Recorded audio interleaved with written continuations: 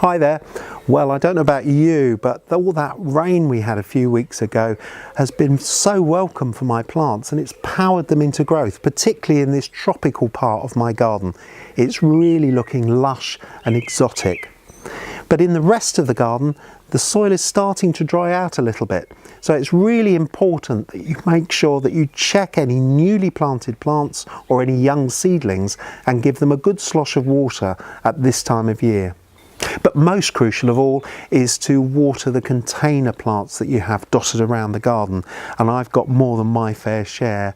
So I use my water butt water that I've saved from the roof of my house, my shed and my greenhouse, and use that to make sure that they never dry out. At this time of year, in hot dry weather, they'll need watering at least twice a week.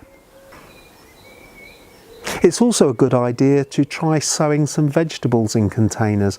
My veg plot, to be honest, is never big enough at this time of year, and I want to sow some chard. So this is a big old pot that I've grown some tulips in earlier in the year.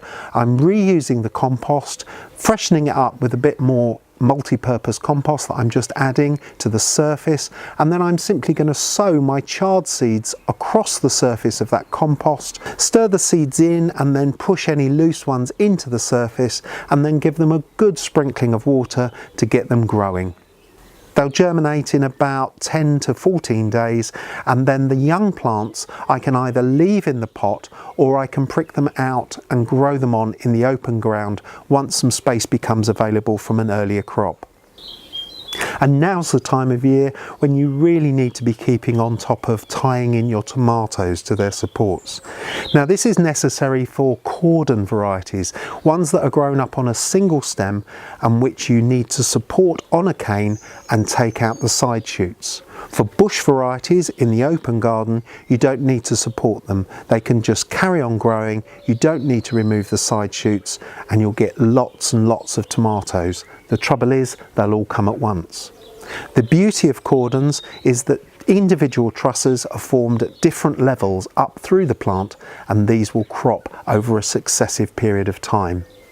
So the key thing to do is to use a piece of soft garden twine, wrap it around the cane first, and then loop it around the stem of the plant and make a simple double knot, loosely tying it into its supports.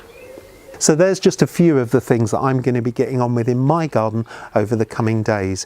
If you need any more reminders of what you could be doing on your plot, then visit my website davidhurrian.com.